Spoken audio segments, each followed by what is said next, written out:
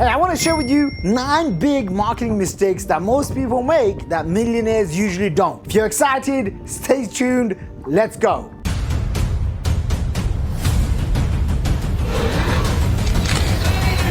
Welcome everyone, it's Shaqir Hussyin here, founder of funnels.com, and in today's video I want to share with you 9 big mistakes most people make. And this is mistakes that I've made in the past, right? And once I've kind of overcome these mistakes, my growth from 0 to over $30 million in sales before the age of 30 almost became somewhat easy. Okay, now I'm not promising you get rich quick easy, but I am sharing with you, hey listen, this is what worked for me. So I want to just go in and share with you. Now I have some notes on my phone because there's 9 and I didn't want to script it out all 9. So the first one, okay, the first big mistake most people make is they don't have a marketing core focus. What that means is their marketing is literally, they want to sell their products to anyone and everyone. It's like, you know, they want to sell weight loss programs and they'll say, my customer is everyone. Everyone needs my products, right? It's like, I'm sure you've experienced MLMs or network marketers, right? Or typical home-based business owners when they start selling lotions and potions and pills and they say, you know, this is for everyone, right? Like everyone in the world needs this grand product. But the truth is, if you appeal to everyone, you really appeal to no one. Right? When you start to specialize in a group of customers, then you can make those customers feel special. A group of prospects, then you can really illuminate their pain and their problems and their frustrations that they go through. And that's when they can start building trust, know, like, and trust factor with you, and that's when they're open to buying from you. So start developing a marketing core focus. All right, marketing mistake number 2 is a lack of compelling offer. Too many offers are too boring too. And what is an offer? An offer is your product or service or your solution packaged up in a way that appeals to the customer's desires, right? Like what do your customers want? And if you just say, hey, this is my product or this is my service, and it's not packaged, or if it's not promoted, or if it's not presented in a compelling way, what we call a compelling offer, then it doesn't really get people excited to buy.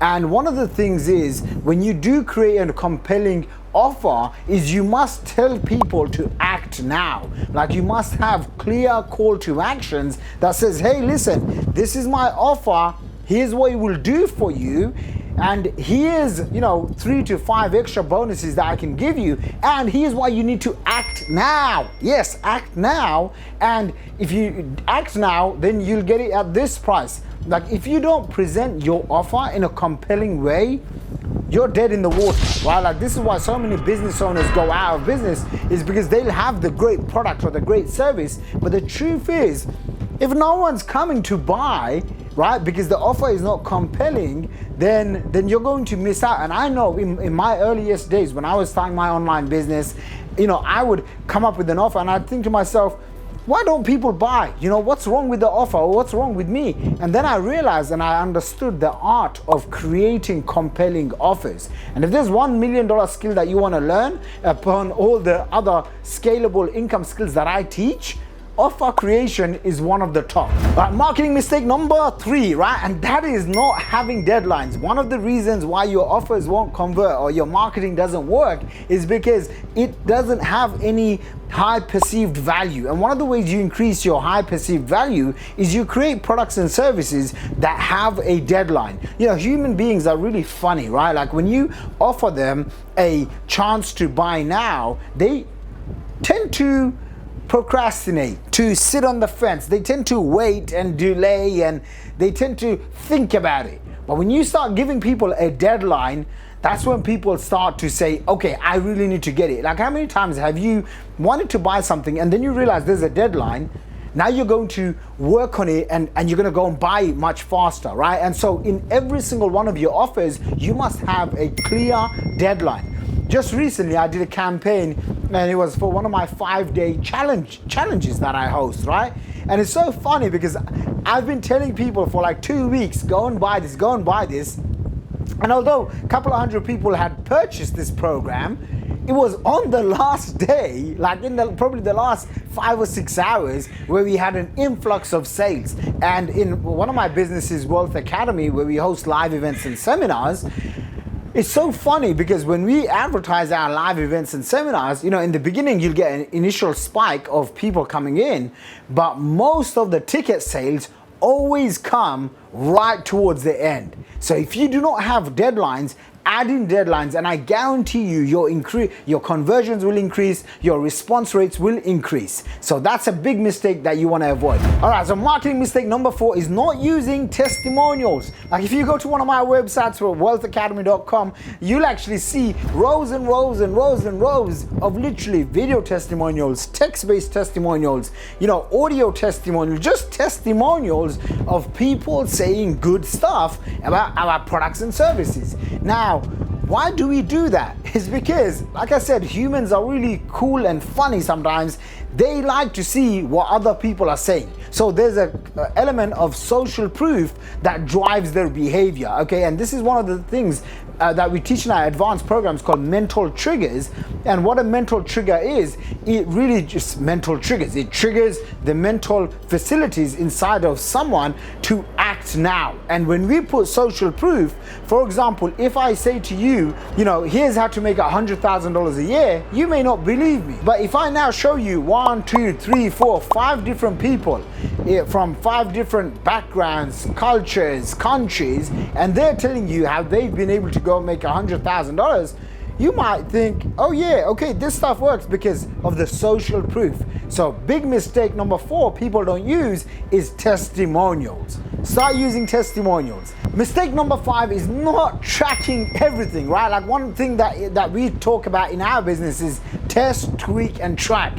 We want to track every single activity, whether it's posting on social media, it's posting these YouTube videos on YouTube, it's buying paid traffic from Facebook, LinkedIn, YouTube, Snapchat, Instagram, whatever we're doing, we want to make sure that we are measuring. When you start measuring, you'll start to improve. I can't remember who said this, but what you measure matters, and whatever you measure and gets reported grows exponentially. And so for us and for you as a marketer, you want to make sure that you get the most out of every single dollar that you spend. As an entrepreneur, you want to make sure that every single hour of energy and input that you have and a greater output comes back, right? And how do we do that? The only way you do that is by measuring your marketing activities, is by measuring your KPIs. So make sure that you don't make this mistake, because again, this is one of those things that can cost you a lot. Mistake number 6, and this is the one that I can tell you, I see so many entrepreneurs fail on this one, fail miserably, and this is lack of follow-up, right? Lack of following up with their prospects, with their customers. And the main reason, the main excuse, so to speak, that I hear from people, from the students or subscribers, is that they are afraid of hurting other people's feelings, right? They're scared that it's gonna come across like it's too much. They're scared that they're gonna annoy people. But the truth is, all of the fortune is made in the follow-up. I have a daily newsletter. Over 500,000 subscribers have joined, and they get a daily email from me, right? And throughout this process of this daily emails, what I've come to realize is that the more emails I send, the more money the company and my businesses make. Now, just this past week, I probably had around 3 or 4 really high ticket customers. So these are customers that usually spend $10,000 and onwards to come and buy our products and services. And no, I'm not selling those courses right now, but when they come to buy this, and I go back and I figure out where do they come from. What's so really cool? They've been following me for 6, 7, 8. I had a lady from Singapore buy my product, and she's been following me for 10 years, right? 10 years. Now imagine I stopped following up with that customer or that client, then I wouldn't be able to really experience and take advantage of the profits that my business can pay me. And so in your business, ask yourself, where can you increase your follow-up? Is it on your social media? Is it on your email list? Is it with your prospects? Is it with your past clients?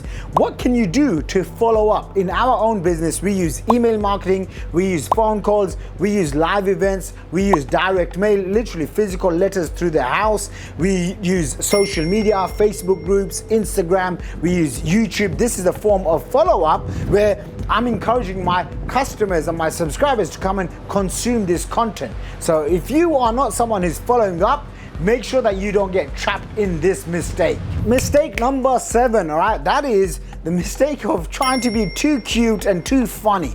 You know, big image ads with your face on it instead of direct response marketing, right? Instead of interactive marketing where people can see who you are and how they can do business with you versus just you being, hey, look at my face, or look at this image that I have. And I'll tell you why I know this to be a big mistake. You know, when I first started making money on the internet, I remember I was in Malaysia, in Kuala Lumpur, Malaysia, and I had got pitched by this lady that I had met in the hotel lobby, where she had said, hey, you should get on the newspaper. And I can't remember how much I paid, maybe it was like $5,000 or $6,000.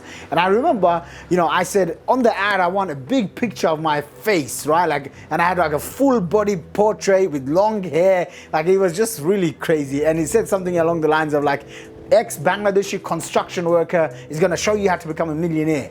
And I remember, because of that ad, when I had gone to the event, you know, I was basically doing a free, I think I was doing a free one-day seminar or a free half-day seminar. It was something along those lines. And as I walked into the room and I started talking to the people that were there, they were construction workers looking to basically get rich quick. And it was really horrible. It was such an embarrassing mistake that I had made. But that taught me an important lesson, which is don't try to be cute and funny with these big image ads or, you know, trying to brand your face. Instead, focus on direct response marketing. What are the words, the messaging, the feelings that you can portray through your copy, through your advertising, so that it elicits an emotion, right? And so if you're trying to be cute and funny, just remember, it's usually very costly. If you're focused on how to do direct response marketing, sure, you could add in a little bit of branding and whatnot, but make sure that your marketing is focused on eliciting a response from your end prospect or customer. All right, mistake number 8. What is mistake number 8? It's the lack of using sales copy. And what is copy? Copy, or you've probably heard of this term, copywriting. It's essentially salesmanship in print. It's essentially the words that you use. You have to understand the whole internet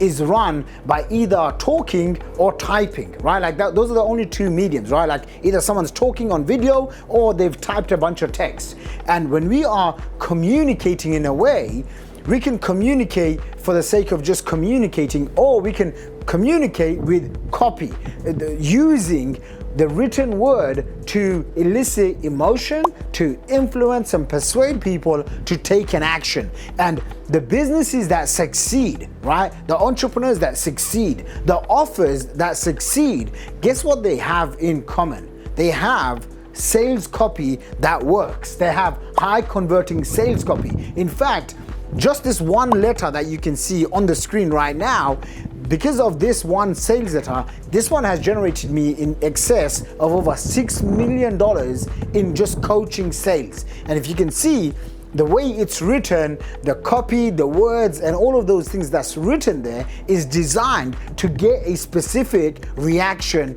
and action from the end user. Does that make sense? So every time your business and your marketing and your website and your sales funnel is not pulling the response, one of the main things that you want to go and test out is the copy and the messaging that you're coming across with. So make sure you do that.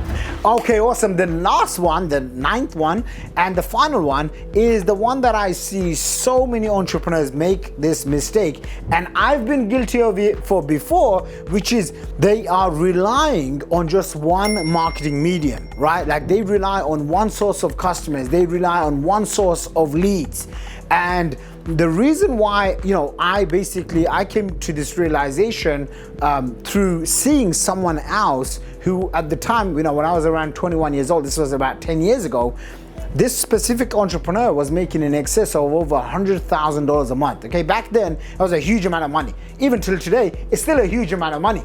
That entrepreneur was in his young 20s and he was on top of the world. And he was using something called Google AdWords. And although Google AdWords is still big now, back then it was so easy to rank, it was so easy to use Google PPC, Google AdWords. You could literally throw a bunch of keywords and make money. And him and his friends, they were all doing this, right? And Google one night came in with something called the Google Slap. Boom. Wiped out around 250,000 advertisers. He was one of them.